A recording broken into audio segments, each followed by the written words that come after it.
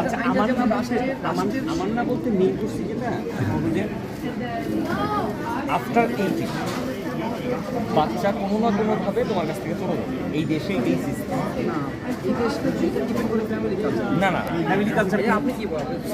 না না, আপনি এখানে 18 বছরের পরে এখানকার কালচার, এখানকার ছেলেমেয়েরা চলে যাবে, ওরা স্কুল থেকে যে শিক্ষা পাইছে। আমাদের দেশে যেরকম পারিবারিক একটা বন্ধন আছে বা পুরো এশিয়া জুড়ে যে বন্ধন আছে, এইখানে আসলে ওই পারিবারিক বন্ধনটা নেই। এখানে আমার যতটা জানা বা আমি যতটা বাচ্চাদের সঙ্গে কথা বলেছি, স্কুল থেকেই তাদেরকে আসলে সেলফ ডিপেন্ডেন্ট তৈরি করা হয়। তোমার বাবা মা তোমার জন্য অতীব প্রয়োজনীয় বিষয়টা এরকম।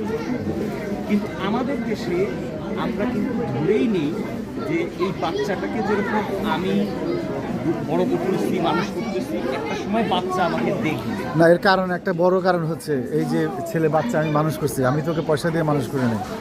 ও মাসে মাসে সরকার আমাকে $1000 করে দিছে, ওইখান থেকে ওর পেছনে আমি বড় যে 500 বা 600 টাকা খরচ হয়েছে, আর 600 টাকা আমার 500 টাকা আমার লাভ হয়েছে।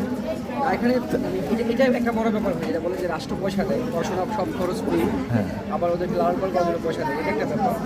আরেকটা ব্যাপার যেটা আমার কাছে আমার যেটা সেন্স মনে হয়, ওই যেটা ফ্যামিলি ডিপেন্ডেন্সি বাচ্চার উপর, এটা শুধু বাংলাদেশি, ইন্ডিয়াতেও কিন্তু নাই এটা। তার মানে কি পুরো পৃথিবীর যে ট্রেন্ড সেটা হচ্ছে প্রত্যেকটা মানুষ হবে সেলফ ডিপেন্ডেন্ট, বাবা মা অ্যাজ ওয়েল এস সন্তান। আমাদের দেশে যেটা হয়, আমাদের দেশে যখন আমরা সিনিয়র হয়ে যাই, রাষ্ট্র একটা পয়সাও কাউকে দেয় না, এক্সেপ্ট যারা সরকারি চাকরি করে তাদের পেনশন ছাড়া।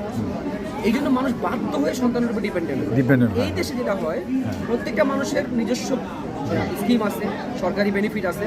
দ্যাটস ওয়াই কেউ বাচ্চাদের আমি সন্তানের উপর ডিপেন্ডেন্ট হব কেন?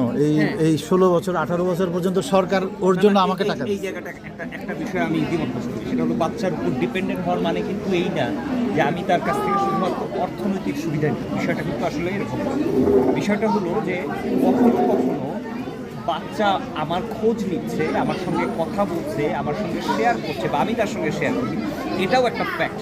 কারণটা হলো মানুষ যখন বয়স হয়ে যায় তখন মানুষের কথা বলার জায়গা কমে যায়, তখন সে চায় যে তার বাচ্চাটা তার সঙ্গে কথা বলুক, বা নট অনলি বাচ্চা, আরও যারা আছে তারা সবাই শুধুমাত্র অর্থনৈতিকভাবে তার কাছ থেকে আমি সুবিধা নিচ্ছি বা নেব, বিষয়টা এরকম না।